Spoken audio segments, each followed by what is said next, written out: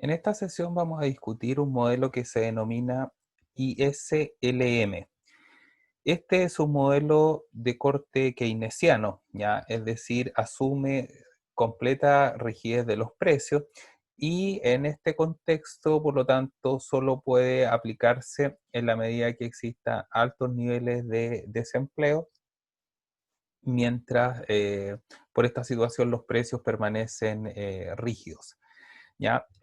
Pero efectivamente este modelo no puede ser utilizado en una situación de mediano o largo plazo cuando los precios ya empiezan a ser más bien flexibles. En ese caso tenemos siempre que utilizar un modelo de demanda agregada. Sin embargo, este modelo ISLM, tal como vamos a ver, también levantando el supuesto de los precios rígidos, nos permite llegar a construir una versión de demanda agregada. Ok, este modelo nos sirve para analizar las fluctuaciones de corto plazo, en particular aquellas que tienen que ver con variaciones en los componentes exógenos o autónomos de la demanda agregada, así como también en algunos tipos de parámetros que pueden afectar el comportamiento de los agentes económicos o también eh, parámetros que afecten algún tipo de políticas, por ejemplo, fiscales. Pero además, este modelo incluye un mercado que hasta el momento no fue incorporado en el modelo que vimos en la sesión anterior, que era el modelo de ASPA keynesiana o modelo de determinación de la renta, porque el modelo ISLM incorpora el mercado del dinero y para ello necesita incorporar tanto la oferta de dinero como la demanda de dinero. Bueno, y dado que existe un mercado de dinero, obviamente tiene que existir un precio asociado a, a este nuevo activo que lo llamamos dinero, y el precio del dinero nosotros lo conocemos como las tasas de interés, ¿ya? Ahora, ¿por qué es tan relevante este aspecto nuevo que incorpora el modelo ISLM? Y es que las tasas de interés tienen un rol importante en afectar algunos componentes de la demanda agregada. En particular, nosotros vamos a asumir que afecta la inversión, pero también podría afectar los niveles de consumo. Recuerden que a medida que más alta sea la tasa de interés, obviamente los créditos son más costosos para los consumidores y por lo tanto eso los vuelve menos atractivos. Y en el caso de las empresas, obviamente también si requieren desarrollar proyectos de inversión, en la medida que las tasas de interés sean más altas, entonces eso significa que el costo de desarrollar estas inversiones también va a subir. Ok, ¿y por qué esto es relevante? Además de estar incorporando un canal que afecta a algunos componentes de la demanda agregada, bueno, porque también las políticas monetarias que lleva a cabo el Banco Central de cada país tienden a afectar lo que sucede en el mercado del dinero. En particular, en muchos países, los bancos centrales tienden a modificar las tasas de interés para afectar el equilibrio en el mercado del dinero. Sin embargo, el modelo ISLM adopta una versión más tradicional de cómo es el comportamiento de la política monetaria y asume que en vez de estar alterando las tasas de interés directamente el Banco Central, lo que hace el Banco Central es que va a alterar la cantidad nominal de dinero y cuando lo hace, eso va a inducir a cambios en las tasas de interés de mercado. Entonces, el modelo ISLM de alguna forma vincula el equilibrio en el mercado de los bienes, tal como el que fue descrito en el modelo de ASPA keynesiana o modelo de determinación de la renta, pero además agrega un nuevo mercado y genera un canal de transmisión de estos dos mercados a través de las tasas de interés y también el nivel de ingreso o producción final que existe en la economía. Primero, para analizar este modelo vamos a discutir la curva IS, por lo tanto, cómo el modelo asume que se genera un equilibrio en el mercado de los bienes y servicios finales. La curva IS nos va a mostrar una combinación de tasas de interés y niveles de producción bajo los cuales siempre existe un equilibrio en el mercado de los bienes. Y para que eso suceda, significa básicamente que el gasto planeado eh, por los agentes económicos y el gobierno, que todo ese gasto planeado necesariamente va a ser igual al ingreso, es decir, que no existe acumulación o desacumulación no deseada de inventario. Para poder relacionar pares de tasa de interés y niveles de producción que genere un equilibrio entre el gasto agregado planeado y el nivel de ingreso o producción final, lo que necesitamos hacer es primero vincular las tasas de interés a la inversión y luego vincular cómo la demanda de inversión va a afectar a la demanda agregada. Recordemos que este modelo, para hacerlo más sencillo, como un supuesto, se asume que las tasas de interés solo van a estar afectando a la inversión, pero como les digo, perfectamente se puede ampliar el modelo para que las tasas de interés también afecten los niveles de consumo de las familias. Bueno, entonces en este modelo la inversión ya no se toma como exógena o autónoma, tal como lo hacíamos en el modelo de ASPA keynesiana, sino que vamos a decir que la inversión depende de las tasas de interés.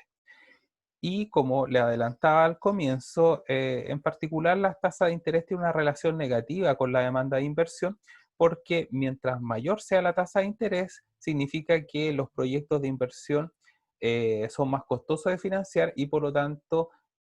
solamente se van a tender a financiar aquellos que sean muy atractivos, muy rentables. ¿Ya? Entonces, cuando las tasas de interés están muy altas, solamente los proyectos más atractivos de inversión se van a llevar a cabo. En cambio, que cuando las tasas de interés bajan, entonces significa que el costo de financiar las inversiones es menor y por lo tanto eso va a incentivar el desarrollo de más inversiones. Por eso tenemos una relación negativa entre inversión planeada y tasas de interés. Y esa relación negativa la podemos desarrollar matemáticamente a través de la siguiente expresión que nos dice que I, la inversión planeada, va a ser igual a una inversión autónoma o exógena, I barra, y menos un parámetro B por la tasa de interés. Ese parámetro B es como una especie de sensibilidad de la inversión ante cambios en las tasas de interés. Bueno, entonces esta función matemática nos va a generar una curva de demanda de inversión con pendiente negativa, en la cual en el eje de la ordenada tenemos las tasas de interés y en el eje de las abscisas tenemos el gasto en inversión planeada. Entonces, a medida que las tasas de interés sean más altas, la inversión planeada debería tender a reducirse. Ahora, obviamente, las tasas de interés no es el único elemento que determina la inversión. Otros factores que son relevantes y que son considerados exógenos por el modelo, entonces están todos concentrados en este término I barra. Ahora, ¿qué factores, por ejemplo, que estamos asumiendo exógenos podrían alterar la inversión? Imagínense que se planea en el futuro desarrollar un incremento de los impuestos que pagan las empresas. Obviamente, si eso ocurriera, debería tender a desincentivar la inversión en proyectos productivos hoy, ¿ya? Por lo tanto, eso significaría que este I barra podría estar disminuyendo. Otro factor que puede afectar a I barra, imaginemos, mejora en las expectativas económicas, eh, que nos llevan a incrementar I barra. ¿Sí? Entonces, efectivamente, aun cuando estamos asumiendo que exógena esa I barra, no significa que que no pueda cambiar, sino simplemente estamos diciendo que los valores de I barra están determinados de forma exógena, no dentro del modelo.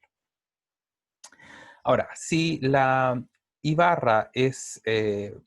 mayor, entonces eso significa que a cualquier tasa de interés siempre el gasto en inversión planeado va a ser mayor y por lo tanto la curva de demanda de inversión se debería estar desplazando hacia la derecha. Ahora, si I barra se desplaza hacia la izquierda, a cualquier tasa de interés siempre el gasto en inversión planeada va a ser menor y por lo tanto la curva se estaría desplazando completamente hacia la izquierda. La posición de esta demanda de inversión también es relevante, la pendiente, y nosotros podríamos efectivamente, intuitivamente determinar que, bueno, si B es muy grande, eso significa que un pequeño cambio en la tasa de interés va a llevar a una gran modificación en la inversión planeada y por lo tanto deberíamos imaginar que la curva de demanda de inversión debería tender a ser bastante plana, mientras que si B es muy pequeño, necesitaríamos un gran cambio en la tasa de interés para modificar un poco la inversión, por lo tanto ahí la demanda de inversión debería tender a ser mucho más vertical. Ok, ahora que ya relacionamos la inversión con las tasas de interés, simplemente desarrollamos nuestra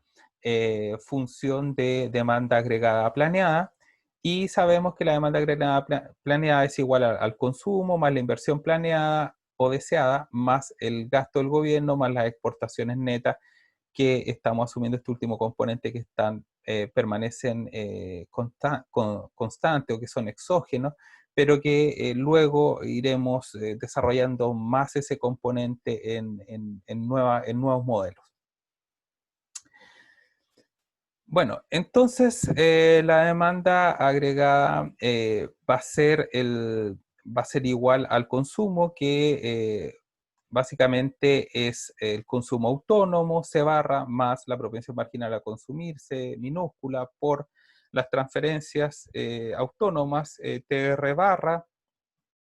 más la propensión marginal a consumir, por uno menos la tasa de impuesto, por el nivel de ingreso. Todo eso sería el consumo. Más la inversión, que sabemos que es I barra menos B por I, eso lo definimos ahora en las diapos anteriores. Y tenemos que sumar el G, gasto que asumimos autónomo, y exportaciones netas también autónomas. Si tomamos todos los componentes que son autónomos, exógenos, que están determinados fuera del modelo, entonces los podemos agrupar en un componente que lo llamamos A barra, y a eso lo vamos a denominar la demanda autónoma. Luego, los términos que dependen de variables endógenas, que dependen de variables que van a ser determinadas endógenamente en el modelo, son C por 1 menos T por I, porque el nivel de ingreso va a ser determinado en el modelo, y menos B por I latina, que es la tasa de interés, porque la tasa de interés también se va a calcular endógenamente en nuestro modelo. Bueno, esta curva de demanda agregada nos muestra que si la demanda autónoma es mayor, la demanda agregada planeada también va a ser mayor, pero otro elemento que antes no era considerado en el modelo de ASPA keynesiana o modelo de determinación de la renta es que ahora la tasa de interés sí va a estar afectando a la demanda agregada planeada, y en la medida que más alta sea la tasa de interés, entonces la demanda agregada planeada va a ser menor.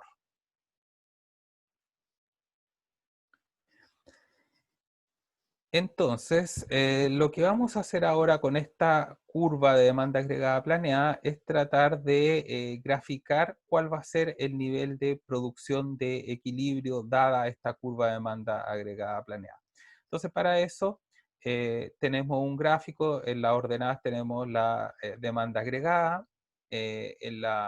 el eje de las abscisas tenemos el nivel de ingreso o producción final.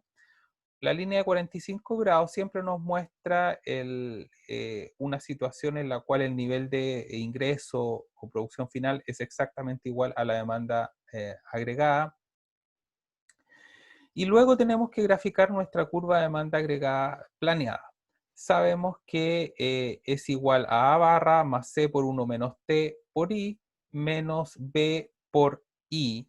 pero acá necesitamos algún valor para I, para la I tasa de interés, y asumimos que, que la tasa de interés va a ser I1, ¿ya? Es un valor numérico y por lo tanto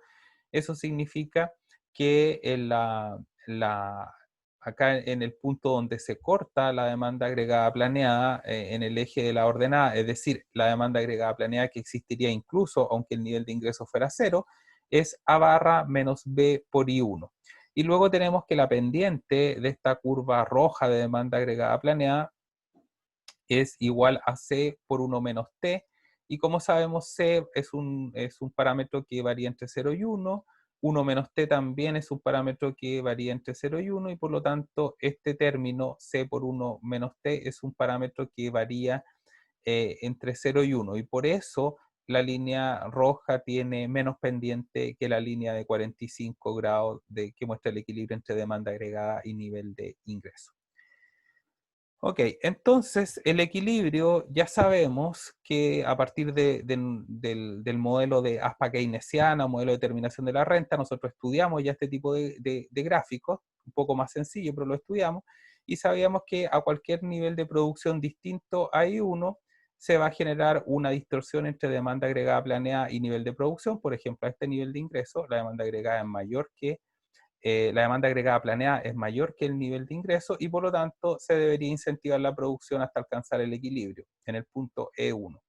Ahora, si el nivel de producción fuera mayor que Y1, entonces sabemos que el nivel de ingreso en ese caso es mayor que la demanda agregada planeada y ante esta baja demanda las firmas van a tratar de ir disminuyendo su producción y de esa forma se va a alcanzar el equilibrio acá en el punto E1. Entonces, como sabemos que el nivel de producción de equilibrio es I1 cuando la tasa de interés es I1, entonces por lo tanto podemos hacer un nuevo gráfico abajo que refleje los pares de tasa de interés en el eje de la ordenada y los niveles de producción en el eje de la abscisa. Y graficamos acá el primer punto E1, que es el equilibrio, que no, E1 nos muestra el equilibrio en el mercado de bienes cuando el nivel de ingreso es exactamente igual a la demanda agregada planeada. Y eso ocurre al nivel de producción I1 y a la tasa de interés I latina 1. Entonces, eso nos va a generar el primer punto de nuestra curva IS. Para obtener otro punto de la curva IS, nos tenemos que preguntar cuál sería el equilibrio, el nivel de producción de equilibrio, pero para una tasa de interés distinta. Por ejemplo, una tasa de interés más baja, ¿ya? I2. La tasa de interés I2 es más baja que I1, por eso en el gráfico de abajo la ponemos acá, abajito de I1. Y bueno, a esa tasa de interés más baja, lo que va a estar ocurriendo es que la demanda agregada planeada, la línea roja, va a tender a desplazarse hacia arriba, porque recordemos que había un término menos B por tasa de interés. Y como la tasa de interés es más baja, significa que el valor de la demanda agregada planeada tiene que estar subiendo. Y ahora el punto de corte en el eje de la ordenada sería A barra menos B por I2. La pendiente se mantiene porque no ha cambiado la propensión marginal a consumir C minúscula, ni tampoco la tasa de impuesto T minúscula. El nuevo equilibrio se va a dar en el punto E2 con un nivel de producción igual a I2. Pero ese nivel de producción I2 se asocia también a una tasa de interés I2, por lo tanto tenemos dos puntos de la curva IS. Si nosotros seguimos haciendo un análisis similar para todas las potenciales tasas de interés que existen, entonces obviamente vamos a ir obteniendo diferentes niveles de producción de equilibrio y por lo tanto vamos a obtener una curva IS que nos refleja cuando ocurre un equilibrio en el mercado de los bienes, que está asociado a pares de tasa de interés y niveles de producción que permiten generar este equilibrio donde la demanda agregada planeada siempre es igual al nivel de ingreso.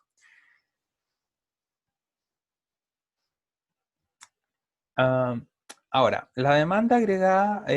planeada, que la habíamos desarrollado A barra más C por 1 menos T por I menos B por I latina, en equilibrio necesariamente tiene que ser igual al nivel de producción I. Y por lo tanto, si nosotros resolvemos esta ecuación, vamos a obtener que el nivel de producción de equilibrio I va a ser igual a 1 partido por 1 menos C por 1 menos T, y todo eso multiplicado por A barra menos B por I. Y si queremos simplificar la expresión, podemos decir simplemente el nivel de producción de equilibrio es igual a alfa G, que es el multiplicador del gasto, es decir, 1 partido por 1 menos C por 1 menos T, todo eso por A barra menos B por I. Ahora, dado que nosotros tenemos numérica, algebraicamente, esta expresión de la demanda agregada, entonces significa que podemos analizar cómo se puede mover la curva IS a partir de cambio en algunas variables. Por ejemplo, acá tenemos, sabemos que los pares Y e I latina son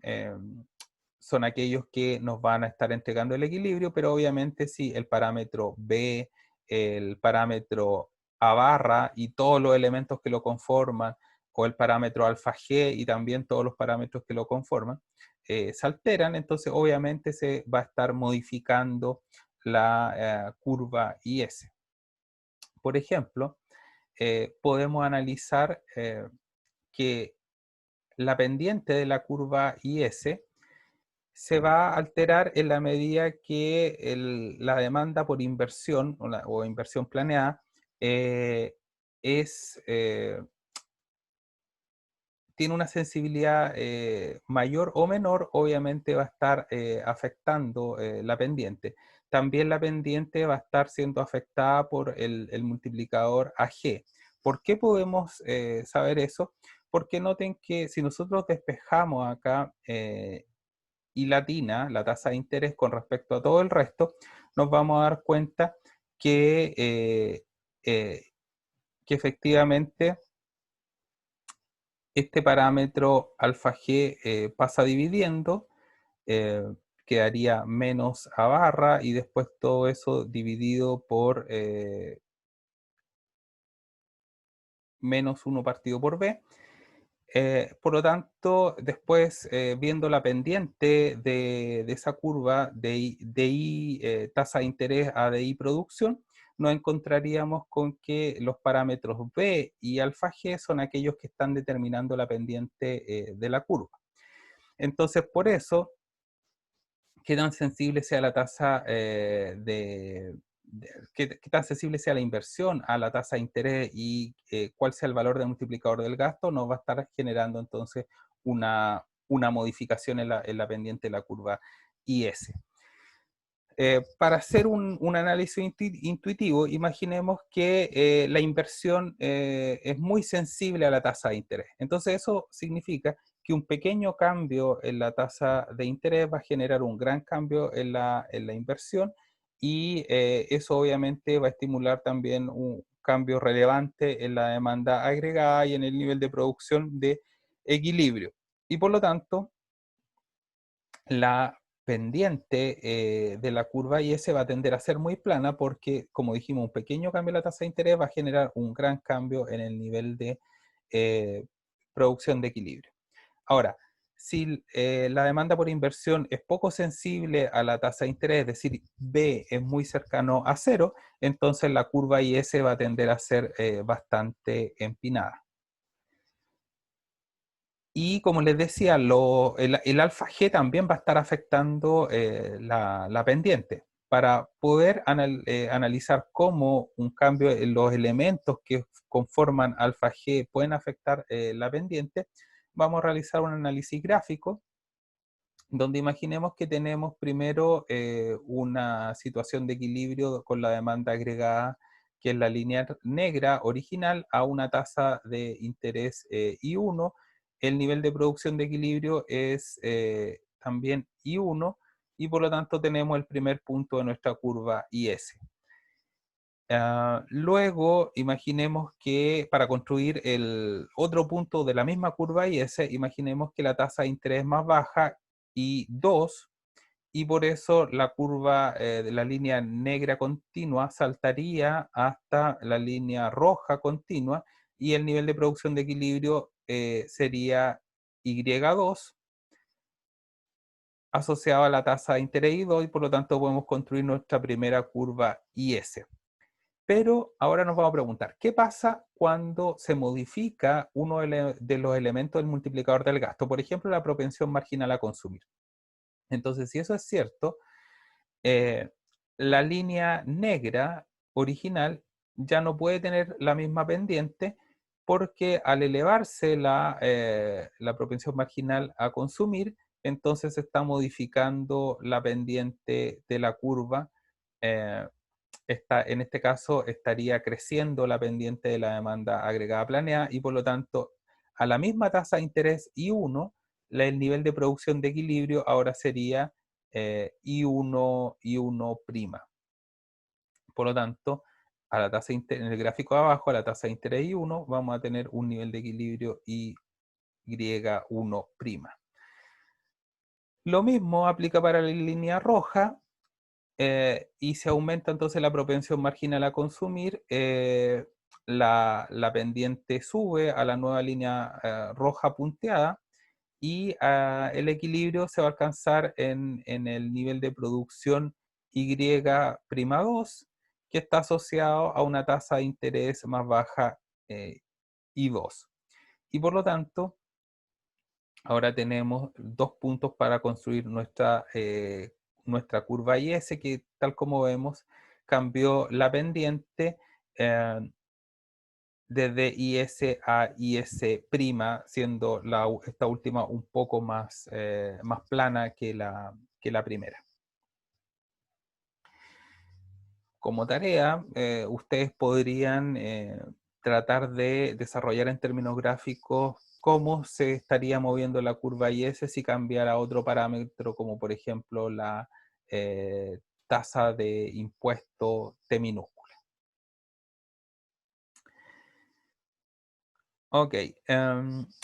Dado que tenemos el equilibrio formado por la curva IS, que en términos resumidos es Y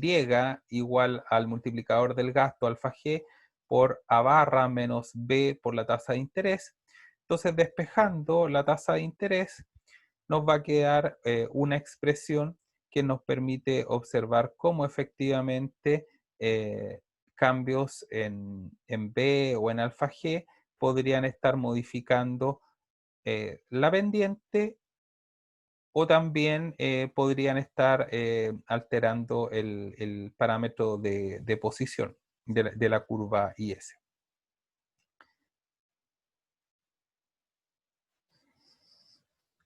Ok.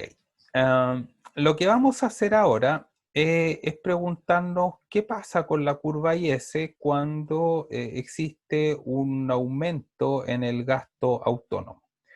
Entonces, para ello, vamos a primero partir con una demanda agregada planeada, línea negra, asociada a la tasa de interés I1, donde el nivel de producción de equilibrio es I1. Entonces tenemos este primer punto en el gráfico de abajo que nos muestra los pares de tasa de interés y nivel de producción I1 e I1 que que generan el equilibrio en el mercado de los bienes. Y luego podríamos graficar una nueva situación en la cual aumenta la demanda agregada autónoma, por ejemplo, a barra. Y, y eso va a significar que la línea negra de demanda agregada planeada tiene que saltar hacia arriba y noten que estamos teniendo en este caso la misma tasa de interés I1, por lo tanto, a la misma tasa de interés, el nivel de producción de equilibrio va a ser I2. Pero esos dos puntos no forman una misma curva IS, porque recuerden que para construir una curva IS yo tengo que al menos graficar dos puntos de la tasa de interés, suponiendo que todo el resto de los factores permanece constante. Bueno, y si hacemos eso, entonces mantenemos, por ejemplo, la línea negra, en la situación de la línea negra, mantenemos constante a barra, pero evaluamos a una tasa de interés distinta, una tasa de interés más baja, tasa I2, entonces vamos a ver que el equilibrio se alcanzaría en el nivel de producción I3, y por lo tanto ahora el punto E1 y E3 sí efectivamente nos generan una curva IS, y la otra curva IS se puede obtener con, eh, con la tasa de interés I1 en la línea roja continua, y después la otra demanda agregada planeada va a ser a una tasa de interés más baja I2. eh, el equilibrio que genera esa nueva curva de demanda agregada planeada va a ser, se va a generar en el punto E4 con un nivel de producción de equilibrio I4. Por lo tanto, ahora tenemos el punto E2 y el punto E4, ambos que reflejan un equilibrio en la tasa de interés I1 y nivel de producción Y2, y en la tasa de interés I2 y el nivel de producción de equilibrio Y4. Por lo tanto, esta sería otra curva IS. Recuerden entonces siempre, la curva IS se calcula dejando todos los factores exógenos constantes y solamente alterando la tasa de interés. Como en este caso, además de modificar la tasa de interés, nosotros estábamos evaluando un aumento en el gasto autónomo, entonces significa que eso genera un desplazamiento de la curva IS. En este caso, un aumento del gasto autónomo indesmentiblemente genera un incremento en la curva IS que se desplaza hacia la derecha. ¿En qué magnitud se desplaza la curva IS? Bueno, sabemos que esto se va a estar alterando en alfa G por el delta en el gasto autónomo. Ese va a ser el desplazamiento total que va a tener la curva IS. Para ver eso, efectivamente, lo único que nosotros tenemos que hacer es irnos a nuestra definición de curva IS, esta que está acá, y noten que entonces un cambio en el gasto autónomo, delta a barra, se tiene que multiplicar por alfa G para estar obteniendo el delta en el nivel de producción. Ahora, ¿qué pasa en el mercado del dinero? Hasta el momento nunca habíamos incorporado el dinero en los modelos que habíamos visto, pero el dinero obviamente es muy importante porque permite vincular lo que está ocurriendo en el mercado de bienes con lo que ocurre en el mercado monetario, en el mercado del dinero, y con las políticas potenciales que puede estar desarrollando la autoridad monetaria, que en este caso va a ser el Banco Central. Ahora, qué, ¿qué cosa se va a generar en el mercado del dinero? Básicamente va a existir un equilibrio. Nosotros lo que vamos a buscar es los pares de tasa de interés y niveles de producción que formen un equilibrio en el mercado del dinero, es decir, que esto se va a generar cuando la demanda real de dinero sea exactamente igual a la oferta real de dinero. Entonces, para obtener la curva LM, lo primero que tenemos que hacer es explicar qué determina la demanda de dinero por parte de los agentes económicos. La demanda de dinero se asume que depende inversamente de las tasas de interés y positivamente del nivel de ingreso. ¿Y por qué ocurre esto? Bueno, porque en la medida que las tasas de interés sean más altas, entonces el costo de mantener dinero en mi bolsillo se incrementa, porque estoy perdiendo el costo de oportunidad de tener el dinero en algún tipo de depósito. Por lo tanto, tener dinero, demandar dinero, me va a, a ser costoso en la medida que las tasas de interés sean mayores, ¿sí? Entonces, por eso se habla de demanda de dinero, porque hay una relación inversa entre la tasa de interés, que es el precio del dinero, con respecto a la cantidad de dinero demandada. Ahora, lo otro que hay que aclarar es que cuando estamos hablando de demanda de dinero, es una demanda real de dinero, es decir, que trata de condicionar por cualquier variación posible que haya en los niveles de precio. Es decir, a las personas, más que el número de billetes y monedas que pueda desear tener, lo que le preocupa es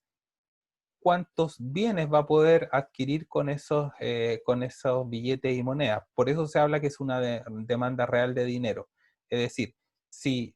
los, los precios de los bienes se elevan al doble, entonces obviamente yo voy a querer tener el doble de billetes y monedas. Voy a demandar el doble de billetes y moneda para poder comprar estos bienes. Por lo tanto, si nosotros dividimos esta demanda nominal por el nivel de precio, lo que nos queda es simplemente una demanda real de dinero. Bueno, otra cosa que nos queda pendiente es que además de que la demanda de dinero dependa de las tasas de interés, la demanda de dinero también va a depender del nivel de ingreso o producción final, porque tal como les decía antes, en la medida que hayan más bienes disponibles para poder comprar, la gente desearía tener una, eh, una mayor cantidad real de dinero. Y por lo tanto, entonces la demanda de dinero va a ser una función inversamente relacionada con las tasas de interés y positivamente relacionada con el nivel de ingreso o producción final que exista en la economía.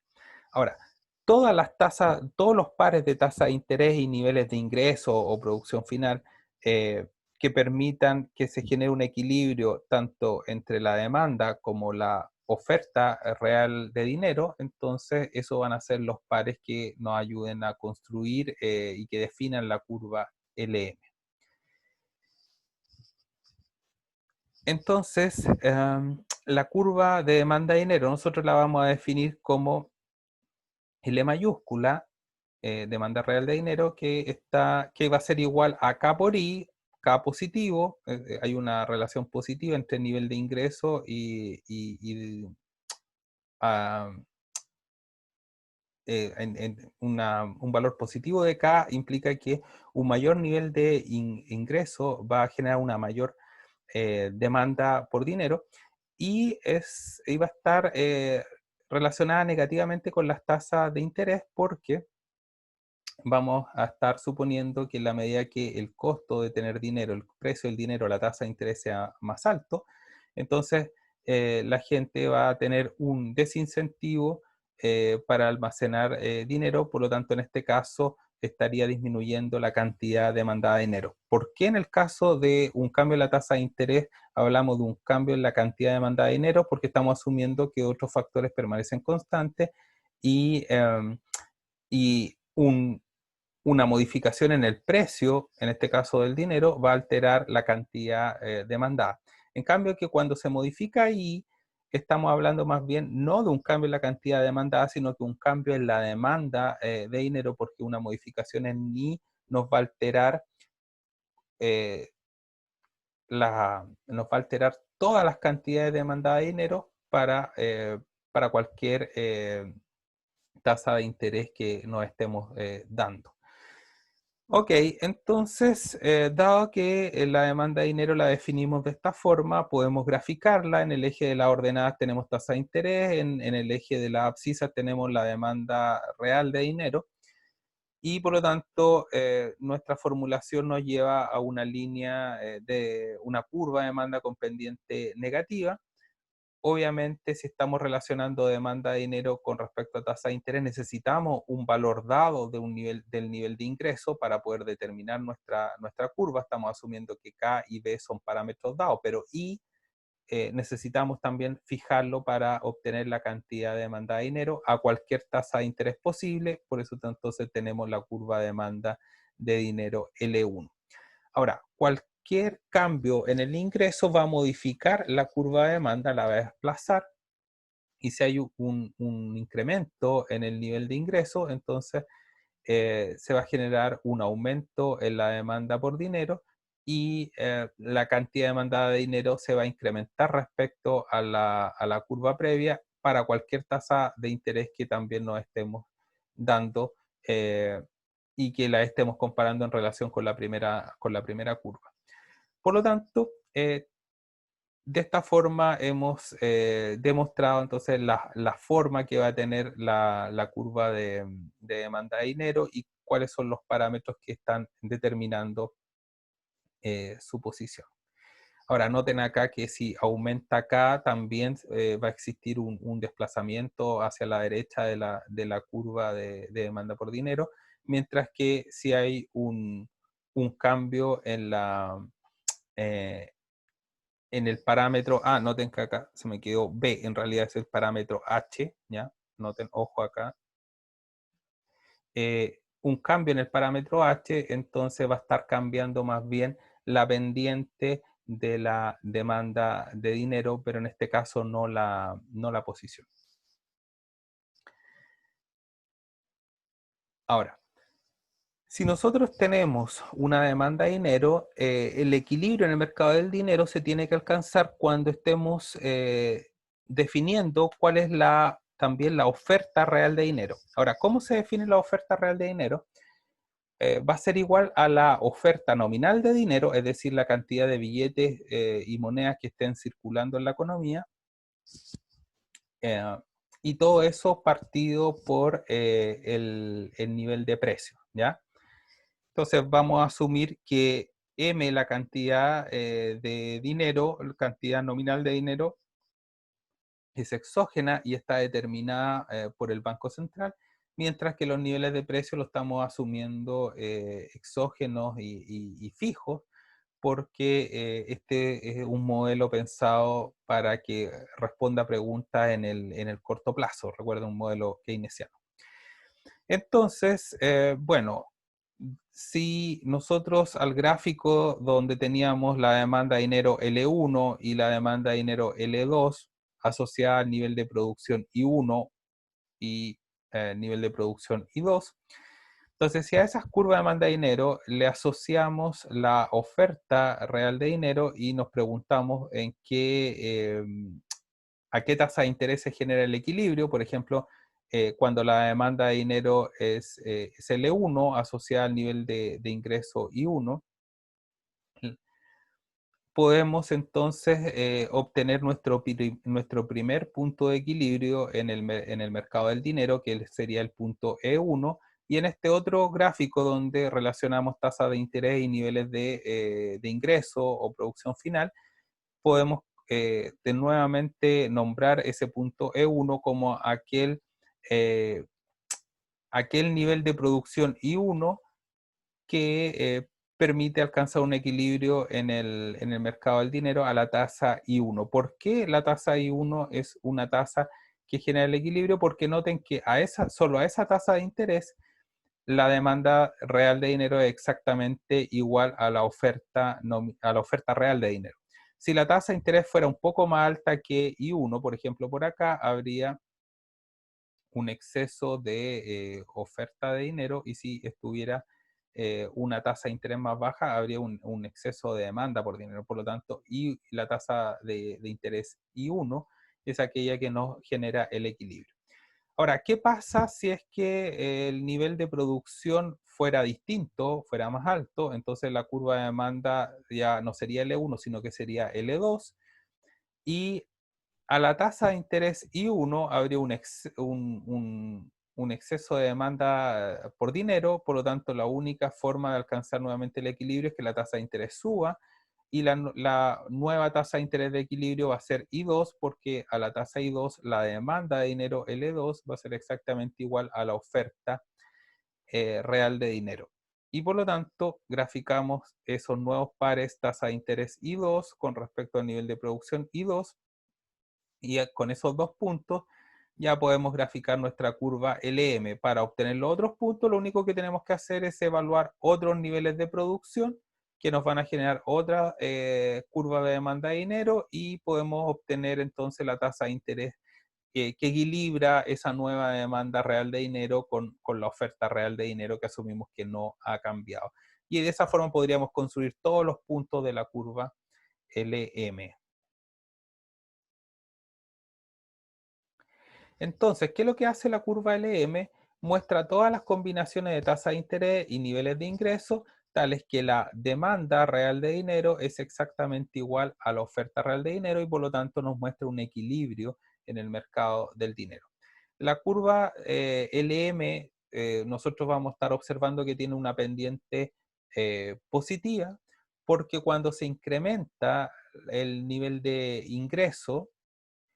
uh, eso va a estar estimulando a la demanda real de dinero, y si asumimos que la oferta real de dinero está fija, que no cambia, que el Banco Central no modifica la oferta de dinero, entonces ante esta mayor demanda real de dinero y esta oferta real que permanece fija, entonces lo que tiene que pasar es que el equilibrio se alcance cuando las tasas de interés sean más altas. Por lo tanto, a mayor nivel de producción, a mayor nivel de ingreso o producción final, se va a asociar una tasa de interés siempre también más alta en el equilibrio. Ahora, matemáticamente, la demanda de dinero que habíamos dicho que era K por I menos H por I, tiene que ser exactamente igual a la oferta real de dinero, que es M barra partido por P barra, y por lo tanto si nosotros despejamos la tasa de interés con respecto a todas las otras variables, nos podemos dar cuenta que la pendiente de la curva LM depende positivamente de K y negativamente de H, y que también el parámetro H va a estar influenciando en la posición donde la curva LM va a estar cortando el eje de las ordenadas. Pero en el fondo, a mayor K, la pendiente va a tender a ser mayor, más positiva, y a mayor H, que es la sensibilidad de la demanda de dinero con respecto a la tasa de interés, entonces la pendiente de la curva LM va a ser menor.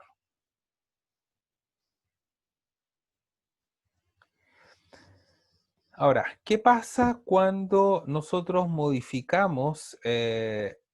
alguna variable exógena? Recordemos que la curva LM se obtiene siempre manteniendo todas las variables exógenas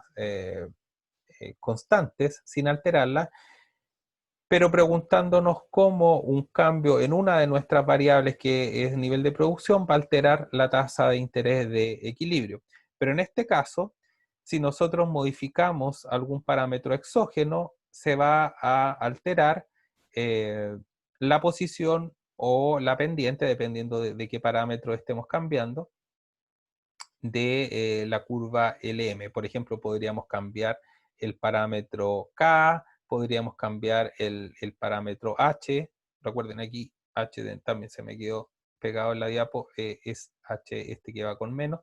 Y podría estar cambiando la oferta nominal de dinero que tiene el Banco Central, alterando la oferta real de dinero si es que asumimos que los niveles de precio permanecen constantes. Entonces, vamos a suponer que existe un aumento en la oferta nominal de dinero, el Banco Central lanza más dinero a la economía,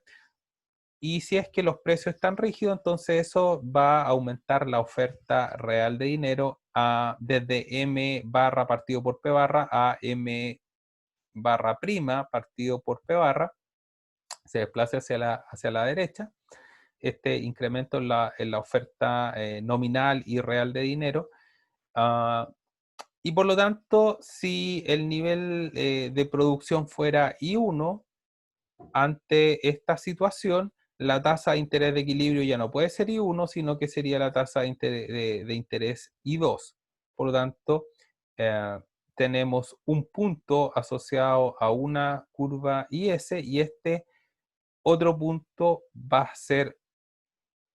otro equilibrio, pero de una curva IS distinta, perdón, de una curva LM, ¿ya? Entonces, E1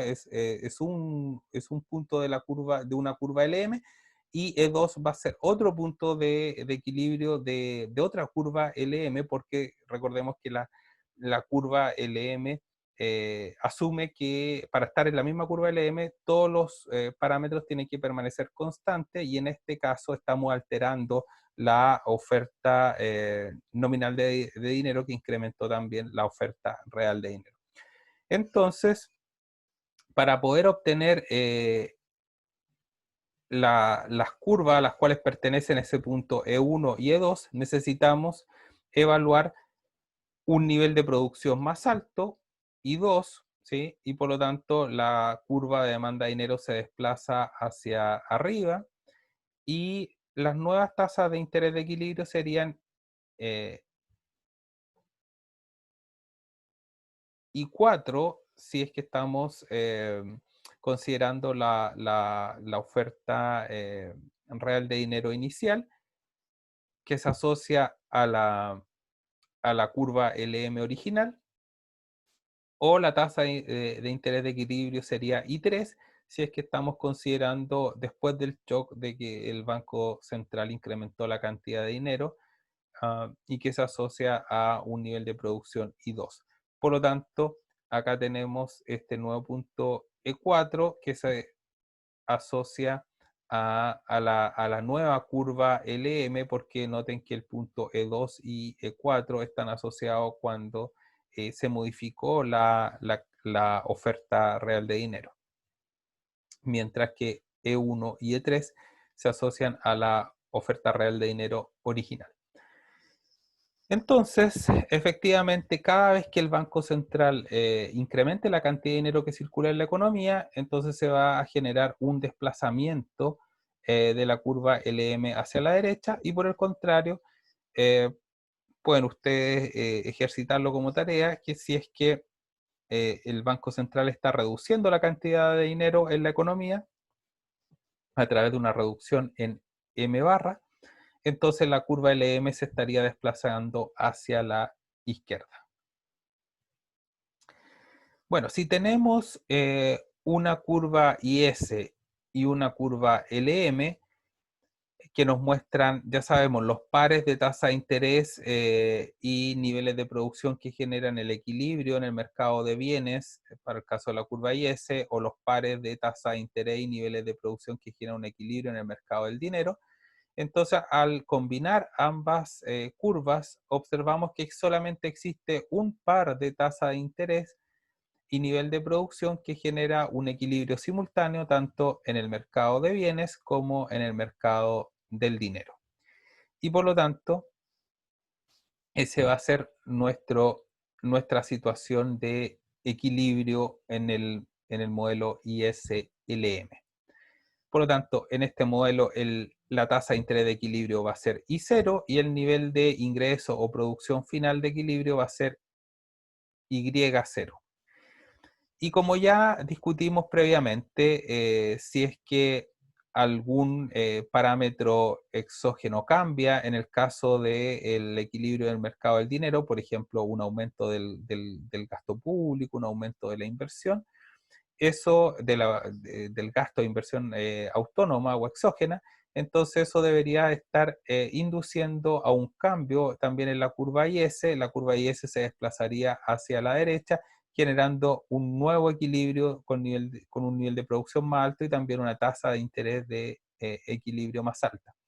Ahora, un aumento en la oferta nominal de dinero va a generar un estímulo, un incremento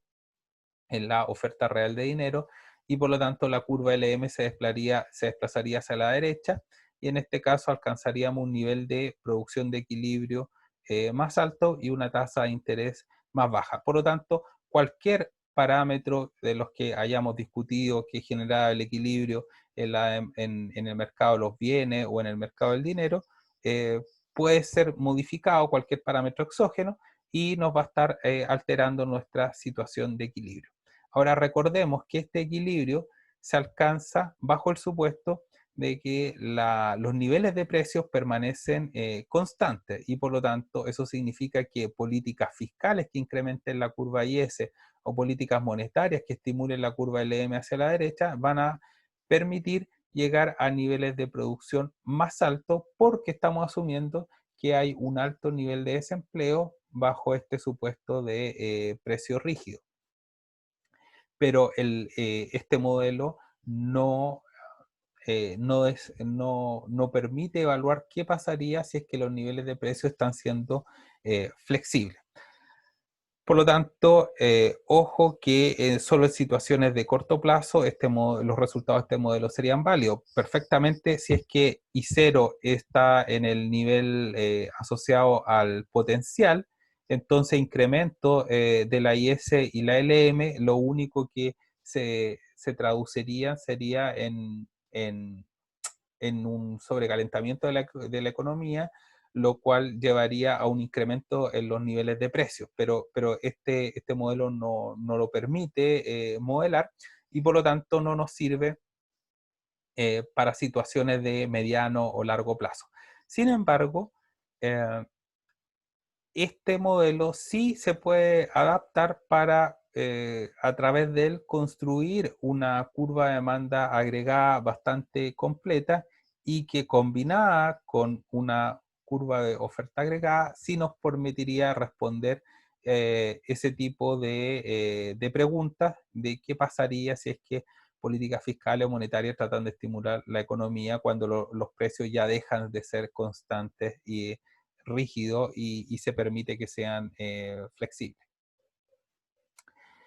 Ok, antes de desarrollar ese pequeño cambio en el modelo para poder construir una curva de demanda agregada, noten acá, tal como les había dicho previamente, que un parámetro exógeno que se cambie en el modelo, tal como un incremento en la demanda autónoma, en la demanda de inversión autónoma, nos permitiría generar un cambio en la curva IS. ¿En cuánto se va a desplazar la curva IS? Bueno, ya sabemos que en lo que cambia la demanda de inversión autónoma, pero multiplicada por alfa G, que es nuestro multiplicador del gasto. Y noten que, dado que la curva LM tiene una cierta pendiente positiva, aunque la curva IS se mueva en alfa G por delta I, el nivel en lo cual se incrementa el nivel de producción es menor porque parte del estímulo generado por la curva IS eh, termina generando un incremento en la tasa de interés, lo que a su vez disminuye una parte del componente endógeno de la inversión, que está formado por menos B por la tasa de interés. Entonces, efectivamente, cuando la IS se desplaza hacia la derecha, parte de la inversión va a estar disminuyendo, a pesar de que el componente autónomo efectivamente sí esté creciendo, y por lo tanto por eso el impacto en el nivel de producción termina siendo menor en el modelo ISLM que el que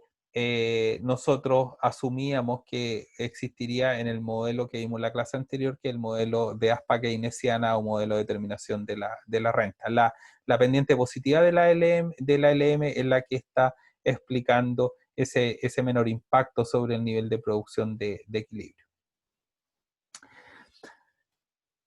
Ahora, lo que vamos a hacer con el modelo es tratar de construir una curva de demanda agregada a partir del modelo ISLM. Ya sabemos, el modelo ISLM solo nos permite hacer evaluaciones de qué va a pasar con las tasas de interés y niveles de producción,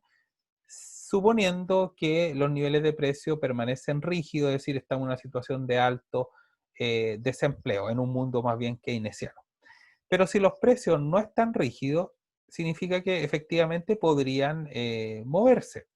Entonces nos vamos a preguntar qué va a pasar si es que los niveles de precio son distintos y, por ejemplo, los niveles de precio subieran de P1 hasta P2.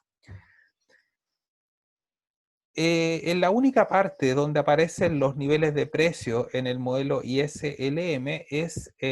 cuando estamos analizando la oferta real de dinero, porque ahí decíamos que la oferta real era igual a M partido por P. Por lo tanto, si los niveles de precios subieran de P1 a P2, lo que estaría pasando, suponiendo que la oferta nominal de dinero no ha cambiado, es que la oferta real de dinero va a estar disminuyendo desde M partido por P1 hasta M partido por P2, porque P2 hemos asumido que es más alto. Por lo tanto, como el aumento de P1 a P2 genera una disminución en la oferta real de dinero, ya habíamos adelantado en las diapos anteriores que eso se iba a traducir en un desplazamiento hacia la izquierda de la curva de LM. ¿Ya? De LM1 nos vamos a estar desplazando hacia LM2. Y por lo tanto noten que el nivel de producción y tasa de interés de equilibrio original asociado al punto E1 van a ser distintos. El nivel de producción va a ser más bajo y la tasa de interés también en este caso va a ser más alta y que están asociados al nuevo punto de equilibrio E2. Por lo tanto, podemos construir un nuevo gráfico donde estemos relacionando el nivel de producción del primer gráfico, pero en el eje de la ordenada, ahora en vez de poner la tasa de interés, ponemos nivel de precio. ¿Por qué? Porque sabemos que el nivel de precio original P1 está asociado en el modelo ISLM a un nivel de producción de equilibrio I2. Pero si el nivel de precio hubiese sido distinto, hubiese sido mayor, P2, el nivel de producción de equilibrio hubiese sido menor, en este caso I1. Por lo tanto, efectivamente, a partir del modelo ISLM, es como una especie de truco que estamos ocupando con el ISLM, somos capaces de construir una curva de demanda agregada con pendiente negativa. Y por lo tanto, si queremos analizar algún shock de política económica, por ejemplo, un incremento en el gasto del gobierno, nosotros tendríamos que desplazarla en el modelo ISLM, tendríamos que desplazar la IS hacia la derecha, donde observaríamos nivel de producción y tasa de interés más alto, pero a estos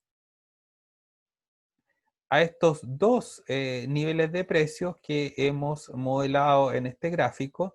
al nivel de precios P1, que está implícitamente determinado en la curva LM1, y también al nivel de precios P2, que está implícitamente modelado en la curva LM2.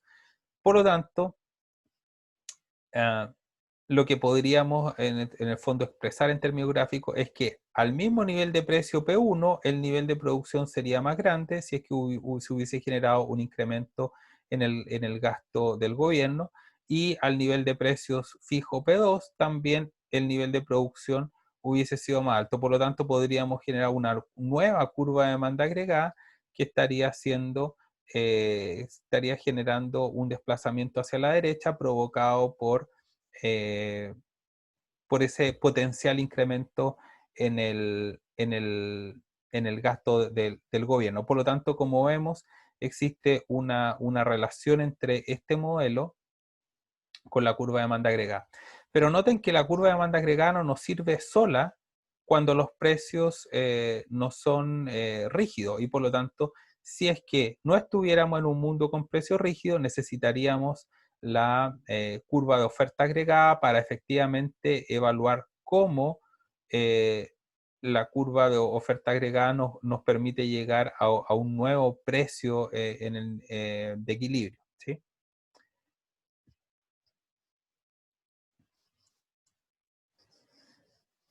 Ahora, lo que vamos a hacer es tomar el modelo ISLM, las curvas que muestran el equilibrio en el mercado de los bienes, que es I producto es igual a alfa G por A barra menos B por I, con respecto a la curva que nos muestra el equilibrio en el mercado del dinero, que es la tasa de interés igual a 1 partido por H, todo eso multiplicado por K por I menos B M barra partido por P barra. Entonces, sustituyendo esta expresión asociada a la tasa de interés en la primera ecuación y multiplicando por los distintos componentes que están en esta expresión y despejando para el nivel de producción y, dado que está en los dos términos, hay que desarrollar un poco la expresión, pero podemos llegar finalmente a determinar que el nivel de producción va a ser igual a H por el multiplicador del gasto partido por H más K por B por alfa G por A barra más B por alfa G partido por H más K por B por alfa G, todo eso multiplicado por M partido por P. Y esta expresión nos está mostrando que efectivamente cada vez que nosotros incrementemos el nivel de gasto autónomo a barra y cualquiera de los elementos que lo conforman, como las transferencias autónomas, inversión autónoma, consumo autónomo, gasto gobierno autónomo, lo que sea que esté autónomo de esos componentes y que esté modificando a barra, lo que va a generar entonces es que ese incremento en la barra debería tender a elevar el nivel de producción dado un determinado nivel de precios. Y también nos dice que un incremento en la cantidad de dinero que circula en la economía en términos nominales, M barra, también dado P y dado los otros parámetros, debería tender a generar un nivel de producción también mayor. Pero además nos dice que el nivel de producción está negativamente relacionado con el nivel de precio, porque si aumentamos los niveles de precio, los niveles de producción caen. Por lo tanto, esta es una expresión bien completa para desarrollar lo que es la ecuación de demanda agregada. Esta expresión que tenemos acá es una expresión de demanda agregada. Y noten que no solo cambios en M, cambios en los componentes de A barra, alteran la curva de demanda agregada, sino que también la pueden alterar cambios en los parámetros, como por ejemplo la sensibilidad de la demanda de inversión, la demanda de dinero a la tasa de interés, la sensibilidad de la demanda de inversión a la tasa de interés, K, que era la sensibilidad de la demanda de dinero al nivel de ingreso, eh, y también los parámetros que determinan acá el multiplicador del gasto, que son la propensión marginal a consumir y la tasa de impuesto proporcional. Ahora, si queremos expresar esto en términos un poco más sencillos, podemos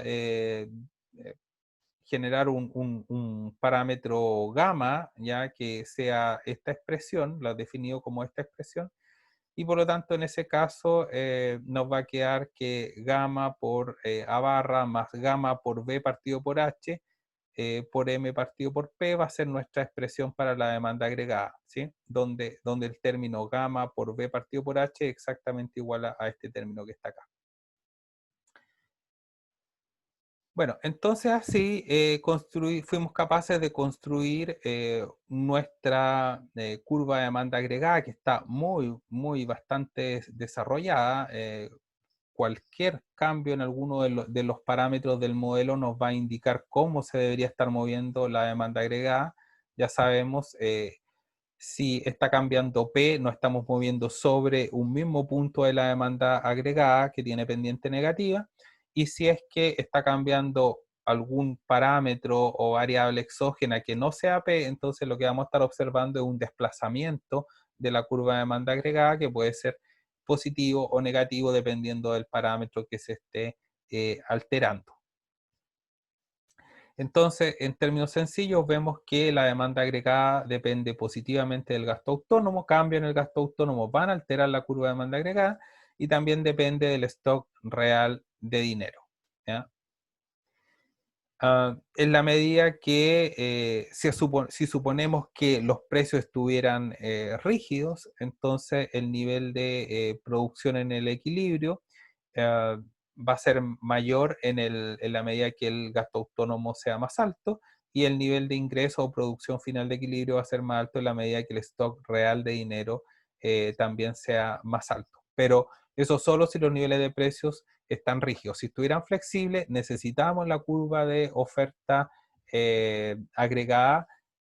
complementada con esta curva de demanda agregada para poder hacer el análisis completo de cuál va a ser el nuevo nivel de producción y precio de equilibrio. Bueno, con eso terminamos nuestra sesión y en la siguiente vamos a ver algunos análisis matemáticos un poco